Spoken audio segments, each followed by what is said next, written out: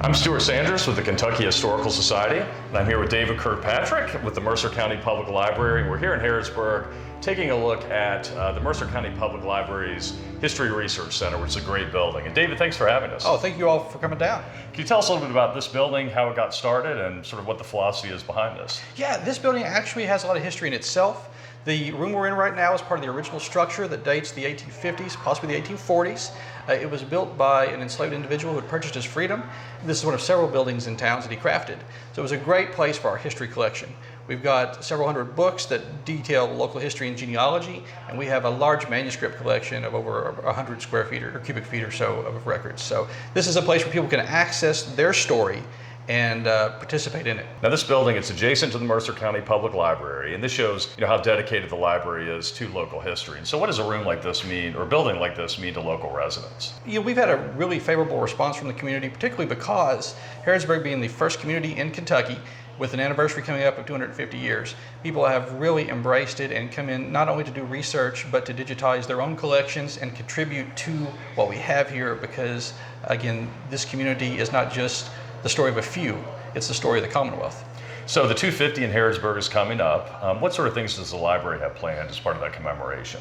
We've tried to do a lot of events that differ in style and substance because we wanted everyone, regardless of the way you prefer to learn and engage with history, we wanted things to be available to them. So we have some traditional lectures that are going to be going on, but we also have the town founder who was murdered, James Harrod. We're putting his alleged assailant on trial, so we'll be having a courtroom drama. We're going to be having some detailed exhibits up for people to view, and we've got quite a bit going on. We have a children's book coming out as well, so quite a bit going on in terms of what you can see and touch as well as hear. So what should Kentuckians know about this building and the History Center here at the Mercer County Public Library? If your ancestor was in Kentucky from those very early days, this is a great place to start. Kentucky is very fortunate to have a number of repositories that people can visit, whether it's KHS, whether it's KDLA, the Department for Libraries and Archives, but also here in Harrodsburg, because for the longest time, Kentucky County, 3 years, had the county seat here. So if you live between what's now Pikeville and the Tennessee River, there's probably something here that dealt with your family. We are here in the archival storage space of the History Research Center at the Mercer County Public Library. So what types of collections do you all have here at the Mercer County Public Library? We'll accept anything that pertains to Mercer County or the region in general.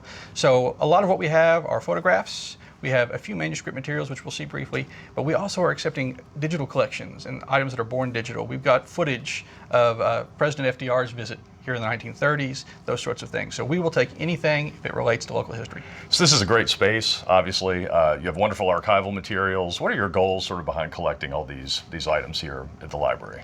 Harrodsburg has so much history that has been preserved in various forms of media, but they're usually in private collections. Our community is very conscious of the need to preserve these things, and so having a place where they can bring them and either donate them or allow us to duplicate them, we've had that happen several times, makes us a one-stop shop for local history, and that's the goal. So can you show us a few treasures that you Absolutely. have here? Well, just to show different forms of media, you'll see here many of the collections we're processing take forms other than paper, as we said.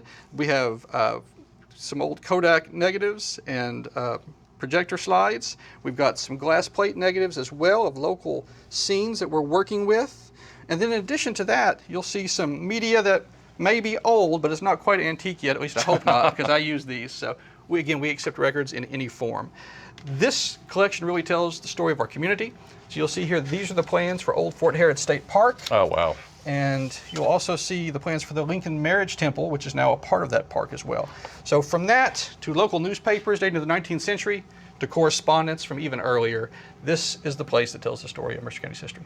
What are sort of your favorite things in this collection? Like, do you have any items that really come to mind when somebody asks you, what your favorite thing is here? We do, actually. We have a couple of store ledgers from people. I love the details from ordinary people. And in some of these ledgers, for example, someone's a florist. It's around 1900, and she goes a little bit of a rant in her ledger book that someone placed an order and then didn't want to pay. And so this is a woman who's an entrepreneur in town who's trying to make ends meet, and she says, but I took them, and they paid, and she underlined it for emphasis. Those sorts of items are absolutely fantastic. Again, the things that pertain to Fort Harrod, we've got a lot of film and photographs of the construction of the fort in the 1920s, those are certainly local treasures. Well, one of the prized possessions that we have here deals not with a Mercer County resident, but someone who had a lot of influence on Mercer County and the state as a whole, because it's Senator Henry Clay. And this letter actually was from Clay to a political ally, and it's after a somewhat bitter defeat of someone Clay had supported. It's dated November 1827, and it really gives an insight into Clay's view of elections and the repercussions that can come from winning or losing specific things. So it's not a terribly long letter, but it's certainly something we treasure here because his role in Kentucky history is unsurpassed in many ways, and it's something we're very proud of. So if somebody wants to come here to the Mercer County Public Library, do research here in your History Center, how do they go about doing that? They're welcome to come in at any time. The library is open currently from 9 to 5, but the History Center is open from 10 to 4, Monday through Friday. It's open the third Saturday of every month, those same hours, 10 to 4. They can just come in. If they have a name or a location that they're interested in researching, we can get them started. We've got quite a few volumes for browsing, but when they've narrowed it down a little bit, we can pull these collections out, let them view them out there, and we can usually get items pulled for them relatively quickly. So. Great. And David's an excellent researcher and writer in his own right, and you've done a book on the War of 1812, yes. Correct? What's the title of that? The War of 1812 in the West. Great. So it focuses on Kentucky and the role of Kentucky troops, or the whole region in general? Yeah, absolutely. It focuses on the story of the militia. Much of what we know about the War of 1812 is focused on the eastern seaboard. This tells Kentucky's story. That's great. Well, check out David's book and come by the Mercer County Public Library to learn more about Kentucky's early history. For more information about this commemoration, visit history.ky.gov/America250KY.